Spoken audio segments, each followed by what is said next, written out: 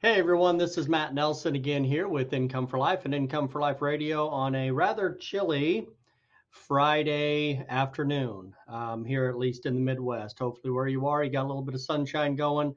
A little chilly and cold here, but it's nothing we can't deal with. But it's definitely not as chilly as what's going on across the country right now and all across the world. I sent out a video message just yesterday and was talking a little bit about kind of what's going on in my opinion, and I had a lot of great feedback from all of you. So there's a lot of people that responded and asked me to give a little bit more clarity on what I was talking about, and thanked us for doing that video to try to help them out. And what I wanted to do today is just kind of give you our view or my opinion, I guess, of kind of where this market has went over the past 11 years and why we feel like that it is teetering right now based on any little gust of wind or any little nudge. We used the example yesterday of Roadrunner and Wiley Coyote, and how whenever Wiley Coyote is always trying to push that boulder up onto that mountain, and then just one little itty bitty thing comes along and causes that boulder to fall off of that cliff and runs right over on top of poor Wiley Coyote. But that's kind of what's happening. But the problem is, how did that boulder get up there in the first place? And how did that boulder get so big? And in this scenario, the boulder is the stock market. And if you go back and you look at 2008, I'll try to condense this as much as I can. But back in 2008, we had the 750 billion that was put into the markets and into the banks, I should say, from the TARP program, the Troubled Asset Relief Program. The banks were supposed to be loaning that money out and getting the whole economy jump started. Didn't exactly work the way that the government or the Fed was thinking it would, but that was the idea. So 750 billion went in to the system, if you would. But as you know, the stock market is all based on confidence and it's based on profitability. Now, there are two types of profitability, and the stock market doesn't care where it comes from. But there's positive profitability and there's negative profitability. Positive would be exactly what it sounds like. Profits are coming from positive things happening. Supply and demand is up. The companies are hiring, et cetera, et cetera. Good things are happening. So the positive profitability is due to those positive actions. The exact opposite is negative profitability. What is negative profitability? Well, that's when you're showing a profit due to negative actions, such as cutting benefits, laying people off, trimming the fat, is what a lot of them will say. But that still shows profitability, but is due to negative events. So over the past 11 or 12 years, it has mainly been a lot of negative profitability. A lot of money's been going into the markets, a lot of profit going in, but has been a result of negative actions. If you remember back in 2010, 2011, 2012, the market was coming back, but a lot of people were getting laid off, a lot of benefits were being cut, things like that. So that is what, in essence, got this stock market propped up, is the negative profitability.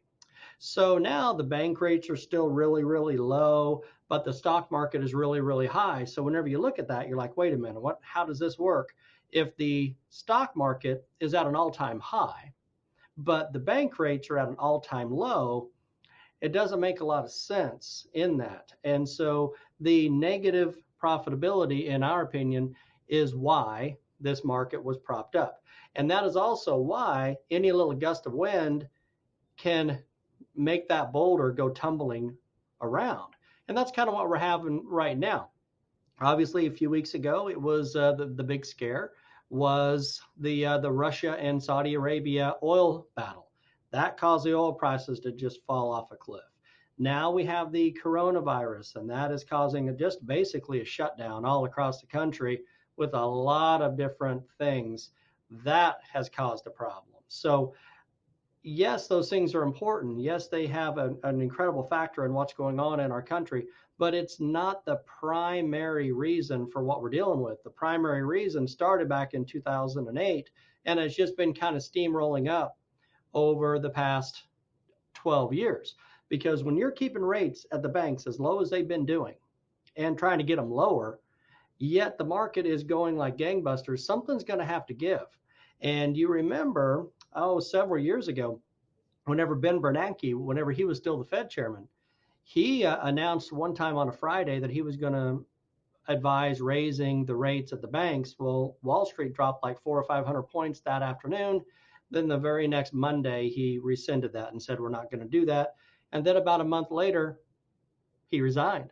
So I think that Wall Street and the Fed and Washington, or whoever you want, the decision makers know what needs to be done, but they're just not doing it yet. They're nervous to do it. It's kind of like, I know we got to get this under control as far as the Fed goes compared to the banks, compared to Wall Street, but I don't want to do it on my watch. Let's let somebody else deal with it.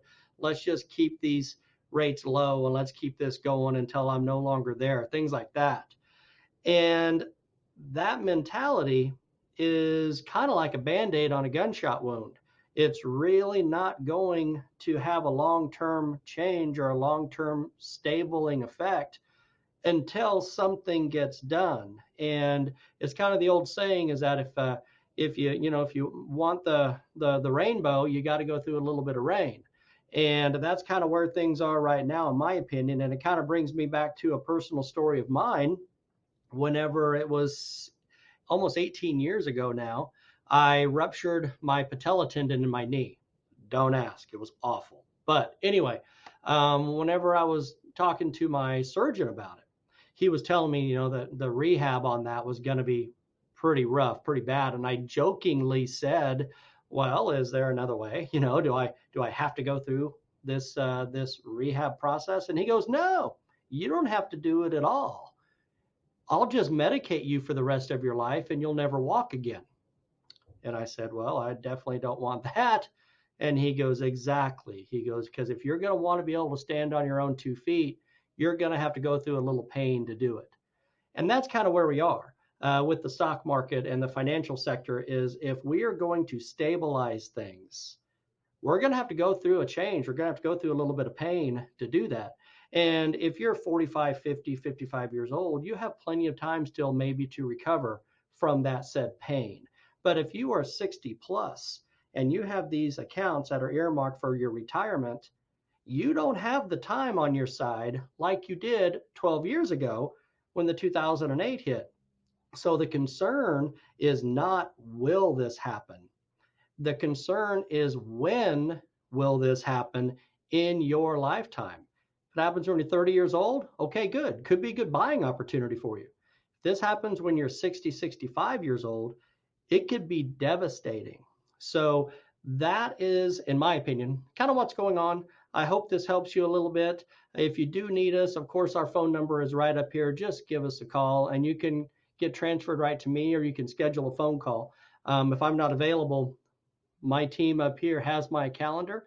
You can schedule a phone call with me. We can go through kind of what we do for guaranteed retirement income planning, so that when you retire, you can stay retired. And as you know, and we talk about it all the time, when it comes to proper retirement planning, income is key. Doesn't matter how much you have in assets. We don't care how much you have in assets, because assets can be lost.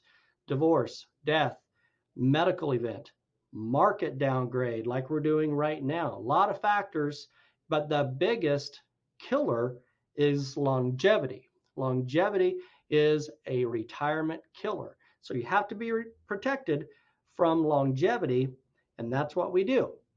Guaranteed income is the key. That's exactly what we provide. It's just a matter of how you would like to do it, and we have every way available. Hope this helped a little bit for you, to give you a little bit of insight of kind of what we're thinking here about this market crisis. And enjoy the rest of your weekend. Enjoy your Friday. Hope you have a great rest of your day. If you need me, again, give me a buzz right up here. Talk to you soon. Bye-bye.